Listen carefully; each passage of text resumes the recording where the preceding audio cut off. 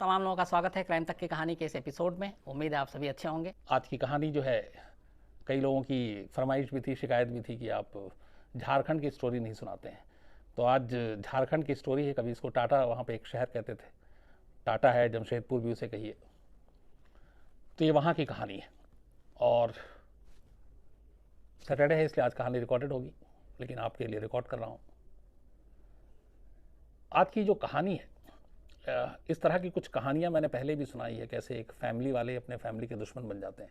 और ये बात समझ में नहीं आता कि कभी कोई माँ बाप या बच्चे अपने ही लोगों के जान के मतलब प्यासे कैसे हो सकते हैं, जान के दुश्मन कैसे बन सकते हैं, कैसे वो उनकी जान ले सकते हैं जिन्होंने उन्हें पैदा किया, पाला पोसा, या जिनको उन्होंने पैदा किया, पाला पोसा। मतलब हर रिश्ते का तो खून होता ही रहा, मैंने आपको बार बार कहा है।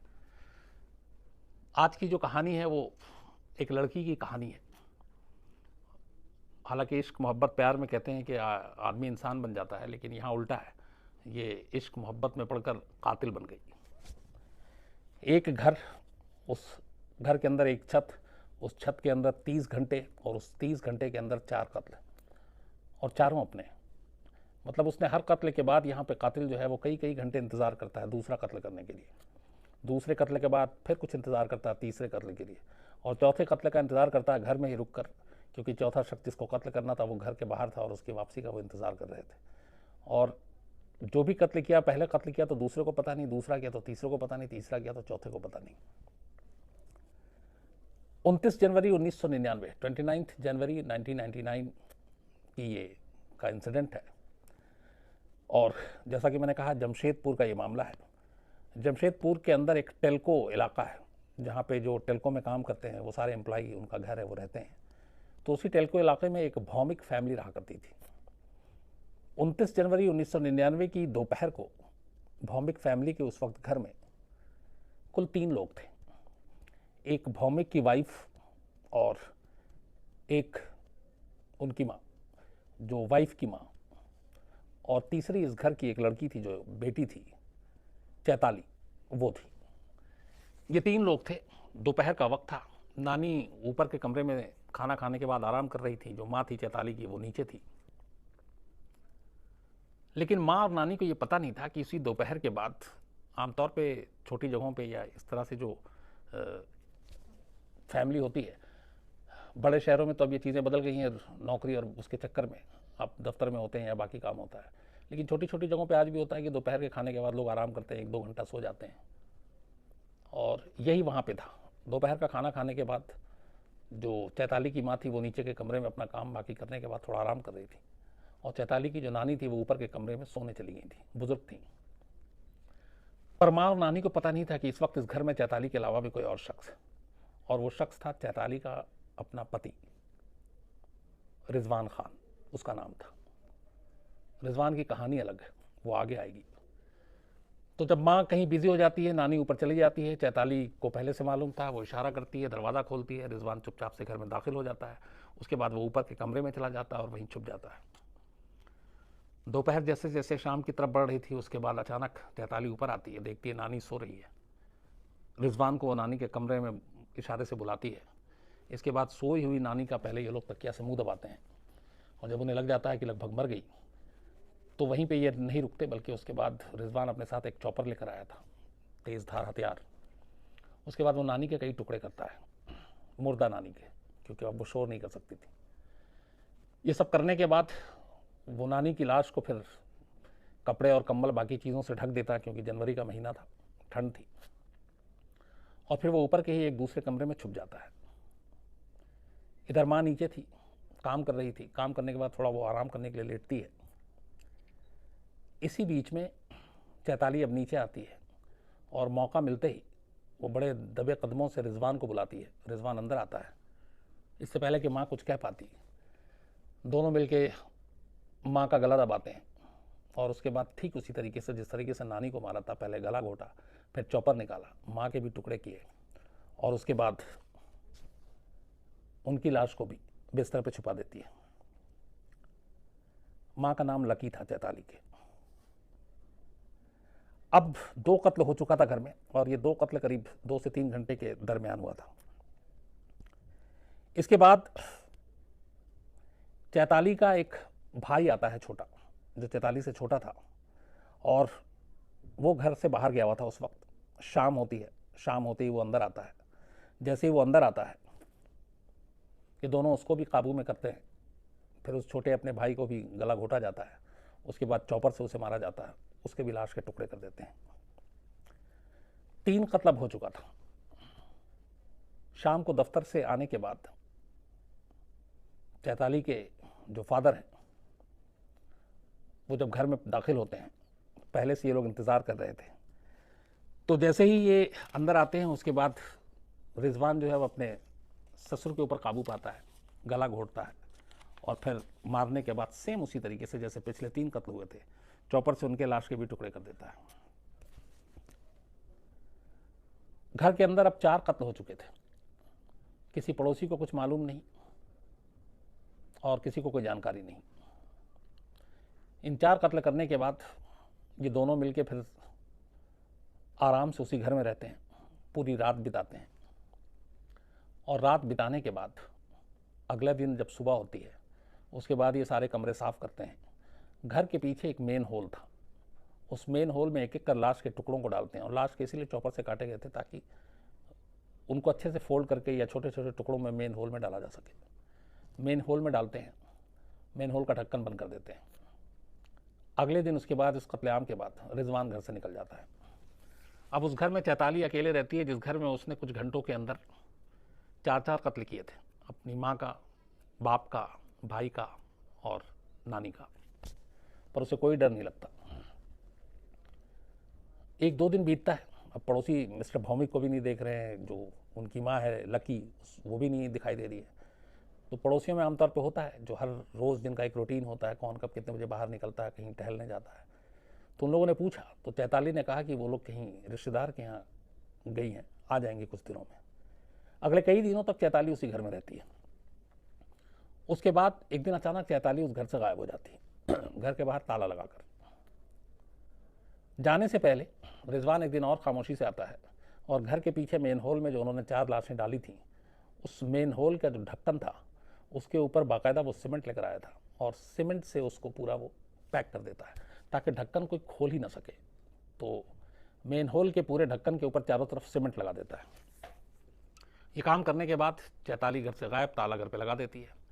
अब आस पड़ोस के लोग देखते हैं ताला नहीं है। कुछ को चैताली ने बताया था कि माँ बाप बाहर गए हैं, तो किसी को कोई इतनी ज़्यादा चिंता भी नहीं होती। धीरे धीरे वक्त गुजरता है। 6 महीने गुजर जाते हैं। 6 महीने तक भौमिक परिवार के घर में ताला लगा हुआ था। पड़ोसियों को अब लग रहा था कि कुछ कभी इससे पहले ऐसा हुआ नहीं कि इतने वक्त तक ये लोग गायब हों या कोई फैमिली का मेंबर ना आया हो। अगर इतने दिनों के लिए जाना था तो हो सकता था वो किसी पड़ोसी को बता कर जाते। लेकिन फिर उन्हें लगा कि शायद कहीं ज़रूरी काम हो, कुछ हो, तो फिर पड़ोसी भी अपने काम में बिजी हो गए। इधर टेल्को में जहाँ काम करते थे मिस्टर भौमिक, वो ड्यूटी से गैर हाजिर, तो उन्होंने भी पता कराया, लेकिन आकर सब कुछ, सारी जो जानकारी थी वो उस बंद ताले के ऊपर आकर रुक जाती थी, क्योंकि घर में ताला लगा था, कोई कुछ बताने वाला नहीं था। 6 महीना गुजर जाता है, किसी को कोई जानकारी नहीं मिलती। 6 महीने के बाद जो चैताली के एक मामा, वो डॉक्टर थे, डॉक्टर अनुपम राय, वो कई बार फ़ोन करते हैं घर के लैंडलाइन नंबर पर, लेकिन कोई, वो घंटी बजती है, कोई फ़ोन नहीं उठाता है और उन्हें कुछ मालूम भी नहीं था कि ये लोग कहाँ गए हैं, क्या है। तो जब कई बार लगातार फ़ोन कर लिया और उन्हें कोई जानकारी नहीं मिली, तब डॉक्टर अनुपम को थोड़ी सी चिंता होती है, क्योंकि 6 महीना हो गया था, अपनी बहन से बात नहीं की, उन्होंने अपने जीजा से बात नहीं की, जो भांजी चैताली उससे बात नहीं की, भांजे से बात नहीं हुई। तो काफ़ी फ़ोन करने के बाद भी जब घर से कोई रिस्पांस नहीं मिलता है और फिर दफ्तर में वो फ़ोन करते हैं, तो दफ्तर में बताया जाता है कि वो तो कई महीनों से नहीं आ रहे हैं। तब डॉक्टर अनुपम को थोड़ा शक होता है और वो उसके बाद जमशेदपुर पहुंचते हैं। अपनी बहन के घर जब वो जाते हैं तो देखते हैं ताला लगा हुआ है। लेकिन जिस तरीके से वो घर था, उस घर के आप पिछला हिस्सा भी सड़क से आप देख सकते थे। तो जब ताला लगा हुआ है, उन्हें अजीब सी वो होती है कि ये लोग बिना बताए हुए किसी को, फैमिली में पता नहीं कहाँ गए। तो वो घर के यूं ही आसपास अभी टहल रहे थे कि आगे क्या करूं। तभी वो घर के पिछले हिस्से की तरफ जाते हैं। पिछले हिस्से की तरफ, इससे पहले वो पड़ोसी से पूछताछ करते हैं, तो पड़ोसी बताते हैं कि वो जनवरी से गायब है और ये जब ये पहुंचे तो करीब जून का महीना था। तो लेकिन उन्होंने ये भी बताया पूछताछ में कि चैताली ने बताया था कि वो लोग कहीं बाहर गए हैं किसी फैमिली फंक्शन में।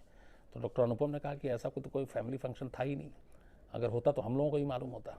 तो उन्होंने कहा कि जो बाकी लोग थे आखिरी घर में कौन था, तो बताया गया कि सबसे पहले जो माँ बाप और नानी ये सब गायब थे, लेकिन उसके बाद चैताली थी यहाँ पे करीब अगले हफ्ता 10 दिन तक रही। तो उन्हें बड़ी चिंता होती है कि चैताली घर में अकेली थी और किसी ने बताया नहीं। तो इसी दौरान में घर के पीछे जाते हैं और ये भी पता हो जाता है कि ये घर जो है लगभग चूँकि 29 जनवरी को यह कत्ल हुआ था और करीब 8-10 जनवरी से ताला लगा हुआ है। और ये जून की बात है जब डॉक्टर अनुपम वहाँ पहुँचे।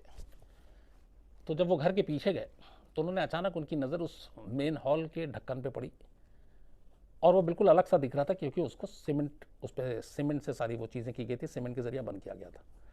डॉक्टर अनुपम चूँकि डॉक्टर थे, थोड़ा सा तेज़ तर्रार दिमाग भी उनका तेज़ था। उन्हें अचानक लगा कि जब ये घर बंद है, 6 महीने से कोई घर में नहीं है, तो फिर और ये सीमेंटेड से लग रहा है कि हाल में हुआ है, तो ये कौन है जिसने बंद घर के अंदर आके मेन हॉल को सीमेंट से ढका है।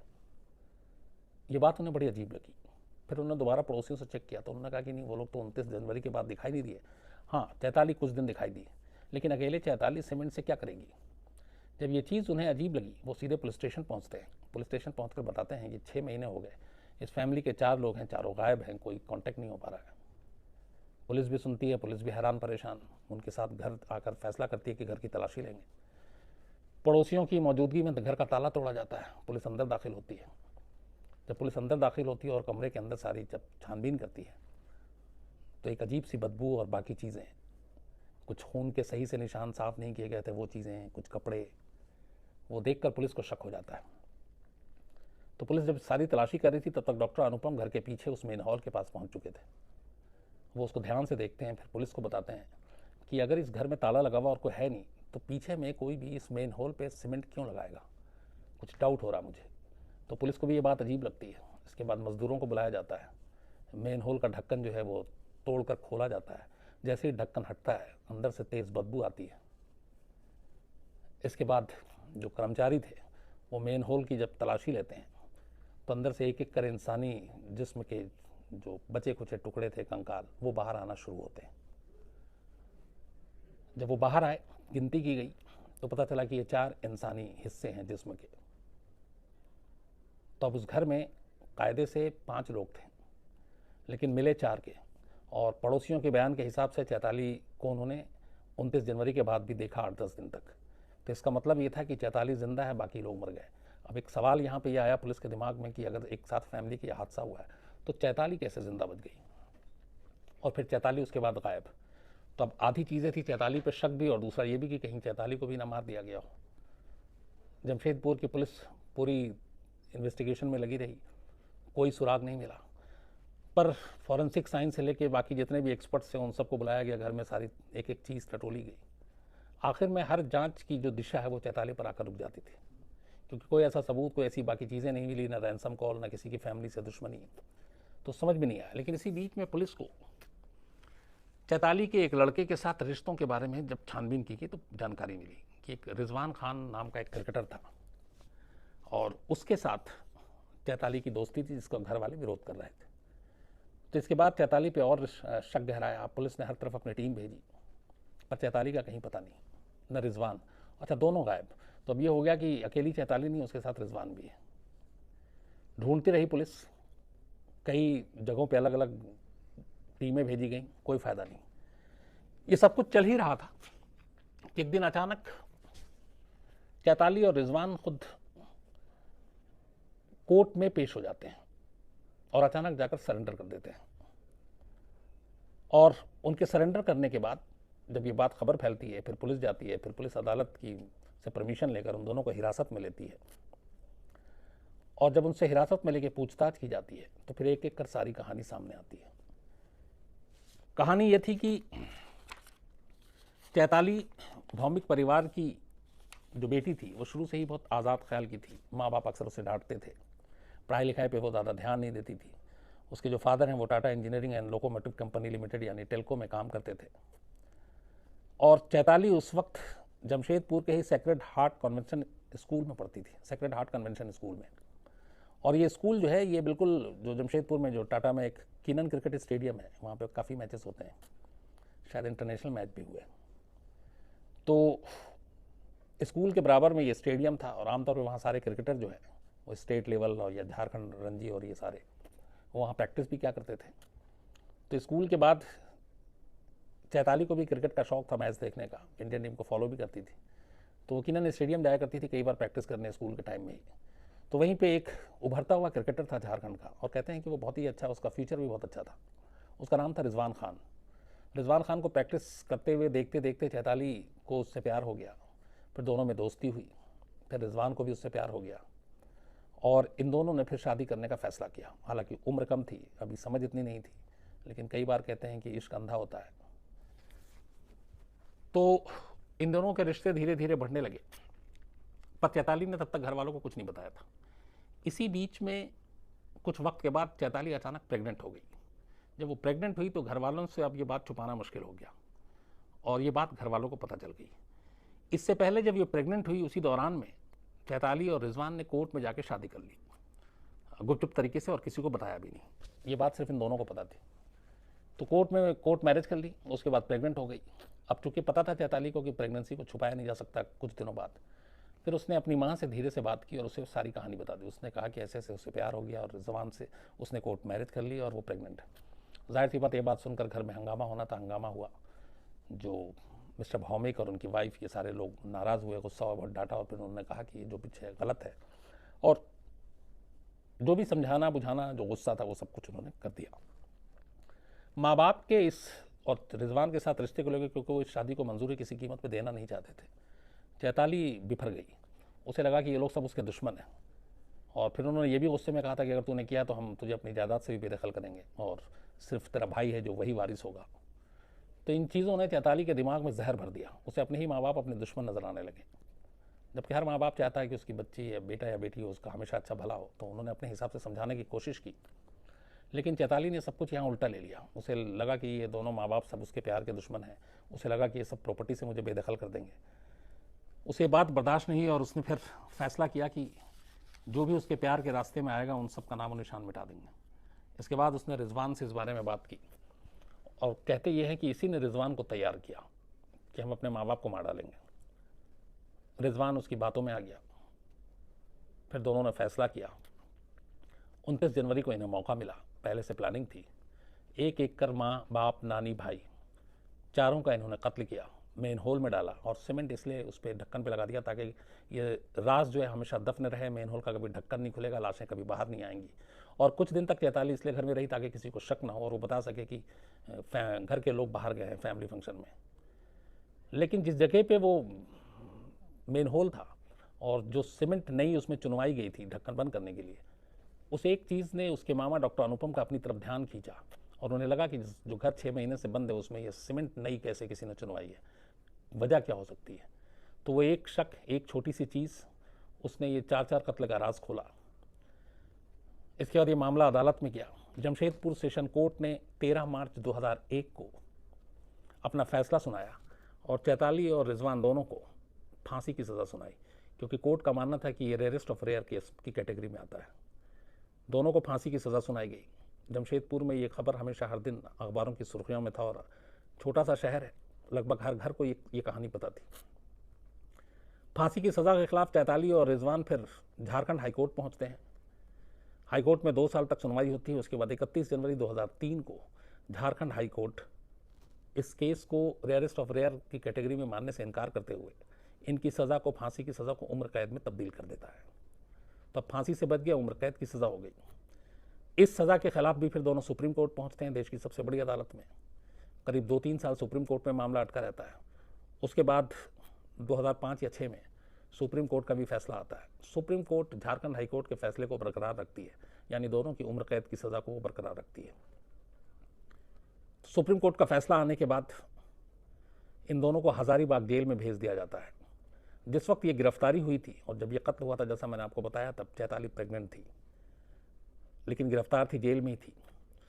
तो फिर जेल के अस्पताल में ही इसने एक बेटे को जन्म दिया, और ये बात है 2000 में। और जेल के कई मैनुअल और कानून ही होते हैं कि जब तक बच्चा कोई और अगर पाल पोस नहीं रहा है और माँ की ज़रूरत है तो वो माँ के साथ रहता है। ये भी एक अजीब है कि बिना जुर्म किए हुए भी आप जेल में रहते हैं। तो चैताली का बेटा कुछ वक्त तक जेल में रहा उसके साथ, लेकिन जैसे जैसे फिर वो बड़ा हुआ उसके बाद उसे जेल के बाहर उसके किसी अपनों ने ही पालने का फैसला किया। तो उसका बेटा उसके बाद जेल से बाहर निकला और किसी और के यहाँ पल रहा है। 19 साल हो गए हैं, जाहिर सी बात है वो लड़का अब 18-19 साल का, वो भी 18 साल का हो गया होगा। ये नहीं मालूम वो कहाँ है, किसके साथ है, क्या कर रहा है। लेकिन चैताली और रिजवान दोनों उम्र कैद की सज़ा काट रहे हैं, हज़ारीबाग जेल में है। एक उभरता हुआ क्रिकेटर, उसका अपना करियर ख़त्म हो गया। एक चैताली जो ज़िंदगी में और भी कुछ कर सकती थी, उसकी ज़िंदगी भी बर्बाद हो गई। और एक बेटा जिसका कोई गुनाह नहीं है, वो अपने माँ बाप के प्यार से महरूम रह गया। माँ बाप जेल में और वो बाहर। और एक बेटी जिसको माँ बाप ने इतना प्यार दिया, उसने अपने ही हाथों उसी माँ बाप का कत्ल कर दिया। तो इस कहानी में ऐसे कई रिश्ते उलझे हुए हैं और कई रिश्तों के अलग अलग शक्ल हैं। ये थी पूरी कहानी रिजवान और चैताली की, जमशेदपुर की कहानी। इससे कई सारे सबक भी मिलते हैं। एक सबसे बड़ी सबक तो ये है कि माँ बाप जब भी कोई अपने बच्चों के लिए कुछ कहते हैं या बोलते हैं तो उसके पीछे कभी कोई बुरा नीयत या बुरा मकसद नहीं होता है, वो सिर्फ और सिर्फ भलाई सोचते हैं।